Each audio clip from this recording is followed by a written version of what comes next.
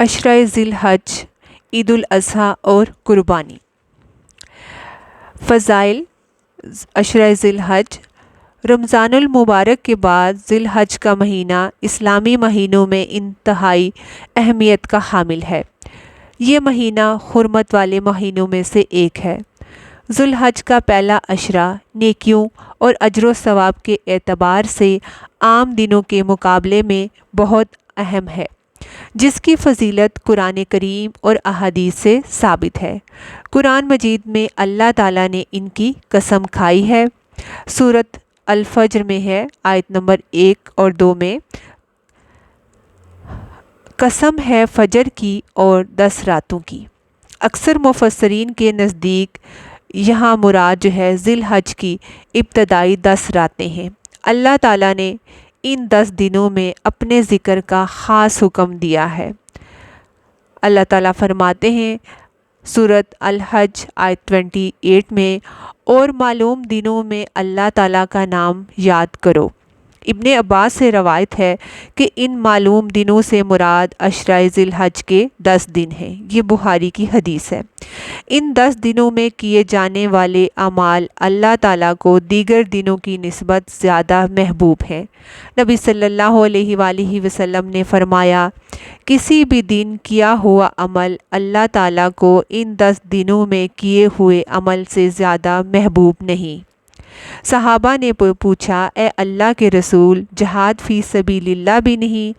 آپ نے فرمایا، جہاد فی سبیل اللہ بھی نہیں، ہاں مگر وہ شخص جو اپنی جان و مال کے ساتھ نکلے اور کچھ واپس لے کر نہ آئے۔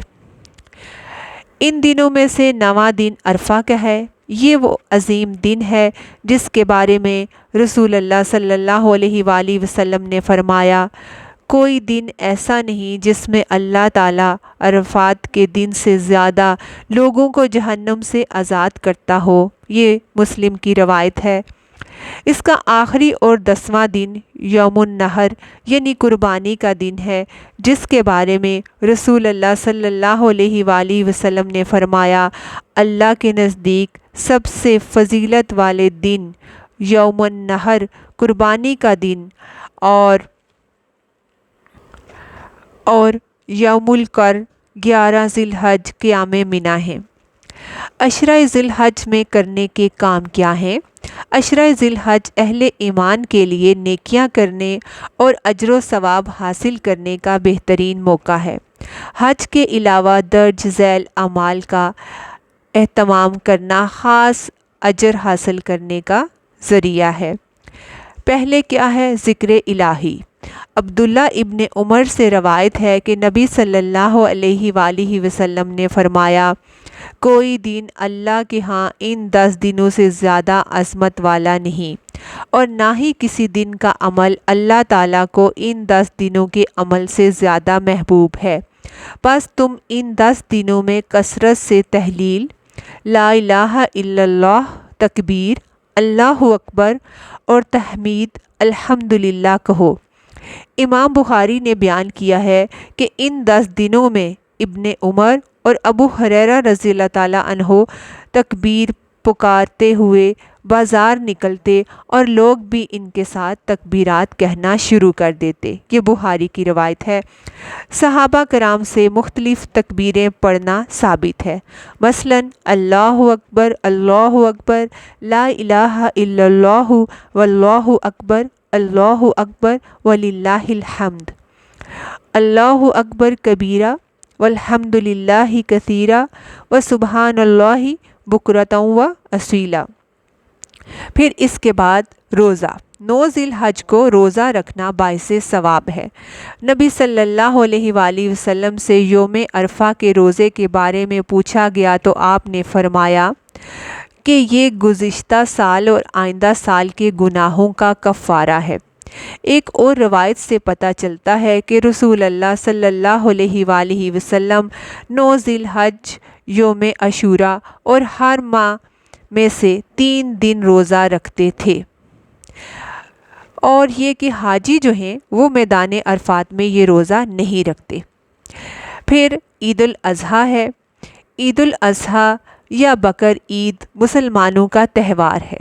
اسے بڑی عید یا عید قربان بھی کہا جاتا ہے۔ ساری دنیا کے مسلمان یہ عید ابراہیم علیہ السلام کی اس سنت کی پیروی میں مناتے ہیں جو انہوں نے اپنے بیٹے کی قربانی کی شکل میں جاری کی اور اللہ تعالیٰ سے اپنی محبت کی سچی مثال قائم کی۔ یہ عید 10 ذی الحج کو منائی جاتی ہے اور 13 ذی الحج تک قربانی کی جا سکتی ہے۔ نبی صلی اللہ علیہ وآلہ وسلم مدینہ تشریف لائے تو آپ نے فرمایا، تم سال میں 2 دن خوشیاں منایا کرتے تھے، اللہ تعالیٰ نے تمہیں ان سے زیادہ بہتر 2 دن عطا فرمائے ہیں، عید الفطر اور عید الاضحیٰ۔ عید کے دن کرنے کے کام: غسل کرنا، خوشبو لگانا، بہترین لباس پہننا، تکبیرات پڑھنا، عید کی نماز سے قبل کچھ نہ کھانا، نماز عید کے لیے جلد جانا، خواتین اور بچوں کو عیدگاہ لے کر جانا، اذان اور تکبیر کے بغیر عید کی نماز پڑھنا، نماز کے بعد خطبہ سننا، استطاعت کے مطابق قربانی کے جانور کو ذبح کرنا، گوشت کی تقسیم کرنا اور باہم ملتے ہوئے ایک دوسرے کو دعا دینا۔ صحابہ جب آپس میں ایک دوسرے سے ملتے تھے تو کیا بولتے تھے؟ تقبل اللہ منا و منکم، اللہ تعالیٰ ہم سے اور آپ سے عبادت کو قبول فرمائے۔ نماز عید کے لیے ایک راستے سے جانا اور دوسرے سے واپس آنا۔ پھر اس کے بعد قربانی۔ عشرہ ذی الحج کی آخری مگر اہم ترین عبادت جو ہے قربانی ہے۔ قربانی لفظ جو ہے وہ قرب سے نکلا ہے۔ اصطلاحاً قربانی سے مراد وہ عمل ہے جو اللہ تعالیٰ کی رضا اور قرب کے حصول کے لیے جانور ذبح کرنے کی شکل میں 10 ذی الحج سے 13 ذی الحج تک کیا جاتا ہے۔ اب قربانی کے کیا مقاصد ہونے چاہیے؟ نمبر 1، اللہ کی رضا و خوشنودی حاصل کرنا، خالصتاً اللہ کے حکم کی اطاعت کرتے ہوئے اس سے محبت کے اظہار اور اعتراف کے طور پر اپنے آپ کو ہر طرح کی ریاکاری سے بچاتے ہوئے جانور ذبح کرنا ہی قربانی کا اصل مقصد ہے۔ قرآن مجید میں نبی صلی اللہ علیہ وآلہ وسلم کو خطاب کرتے ہوئے اللہ نے فرمایا، الکوثر سورت اور آیت نمبر کیا ہے؟ 2، اپنے رب کے لیے نماز پڑھ اور قربانی کر۔ ایک اور جگہ فرمایا، سورت انعام آیت 162، کہہ دیجئے بے شک میری نماز، میری قربانی، میرا جینا، میرا مرنا رب العالمین کے لیے ہے۔ پھر قربانی کا کیا مقصد ہونا چاہیے؟ تقویٰ کا حصول۔ تقویٰ ایک مسلمان کی شان اور اس کے مومن ہونے کی علامت ہے۔ اللہ کی خاطر قربانی کرنے سے اصل مقصود اسی تقویٰ کی صفت کو نشو و نما دینا ہے، نہ کہ ایک دوسرے پر فخر جتانا یا مقابلہ بازی کرنا۔ لہٰذا اس سنت ابراہیمی کی یاد تازہ کرتے وقت اللہ کی مکمل اطاعت کا جذبہ دل میں نہ ہو تو جانوروں کا خون بہانا، گوشت تقسیم کرنا اور خود کھانا محض ایک بے روح عمل ہے جس سے کوئی فائدہ نہ ہوگا۔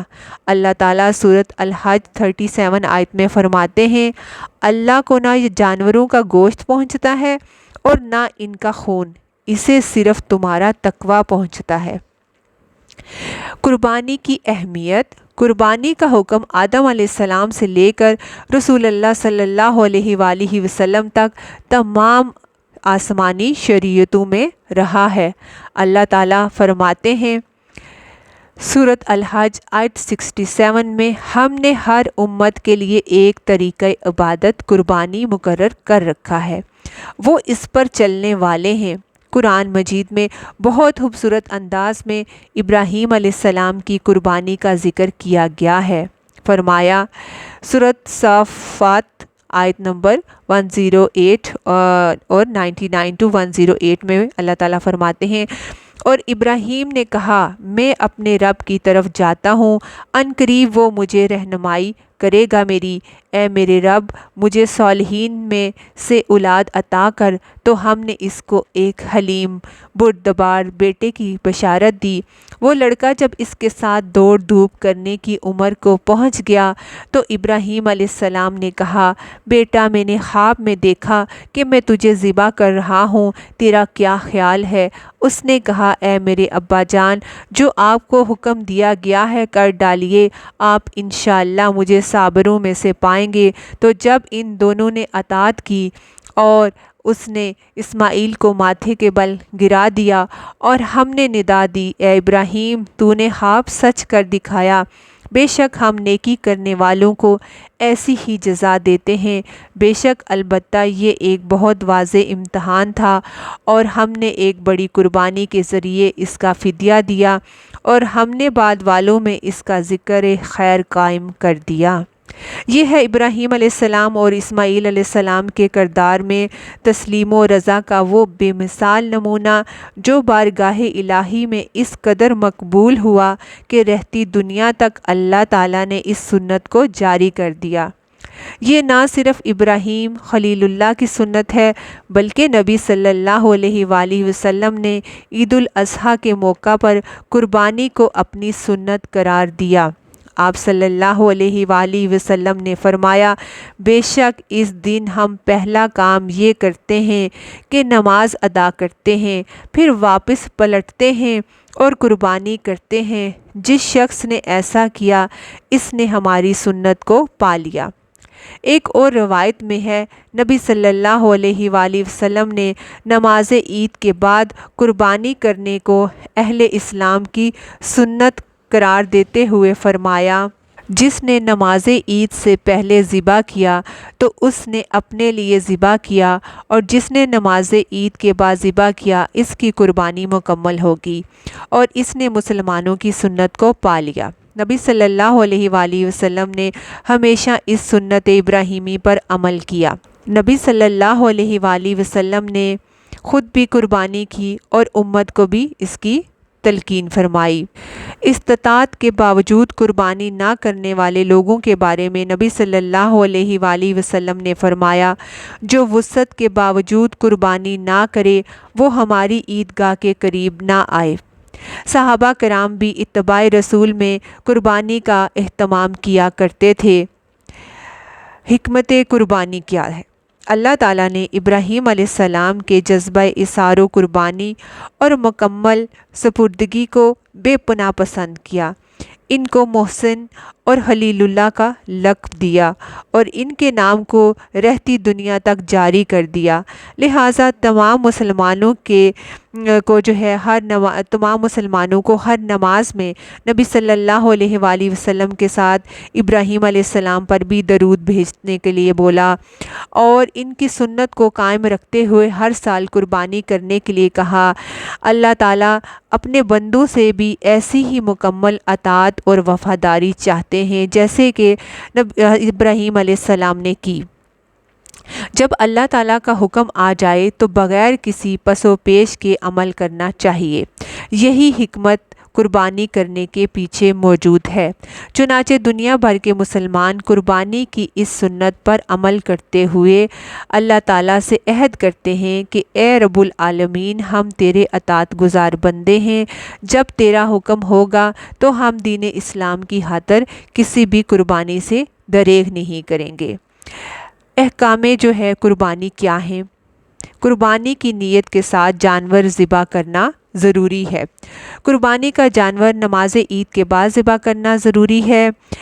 اور جب ایک دفعہ نبی صلی اللہ علیہ وآلہ وسلم نماز پڑھا چکے تو دیکھا کہ ایک بکری ذبح کی ہوئی ہے۔ آپ نے فرمایا، جس نے نماز سے پہلے ذبح کیا وہ اس کے بدلے میں دوسری بکری ذبح کرے، اور جس نے ذبح نہیں کیا وہ بسم اللہ پڑھ کر ذبح کرے۔ بکرا، دمبا، بھیڑ وغیرہ کی قربانی ایک ہی شخص کر سکتا ہے، لیکن گائے کی قربانی میں 7 افراد اور اونٹ کی قربانی میں 10 افراد بھی شریک ہو سکتے ہیں۔ قربانی کرنے والا ذی الحج کا چاند دیکھنے کے بعد بالوں اور ناخنوں کو نہ کاٹے۔ یہ صحیح مسلم کی روایت ہے۔ مسافر بھی قربانی کر سکتا ہے۔ سب گھر والوں کی طرف سے ایک قربانی کرنا بھی کافی ہے۔ کسی رشتہ دار، دوست یا تمام مسلمانوں کی طرف سے بھی قربانی کی جا سکتی ہے۔ جو لوگ فوت ہو گئے ہیں ان کی طرف سے بھی قربانی کی جا سکتی ہے۔ کسی رشتہ دار، دوست یا اجتماعی قربانیوں کا اہتمام کرنے والے اداروں کے ذریعے قربانی کروانا بھی درست ہے۔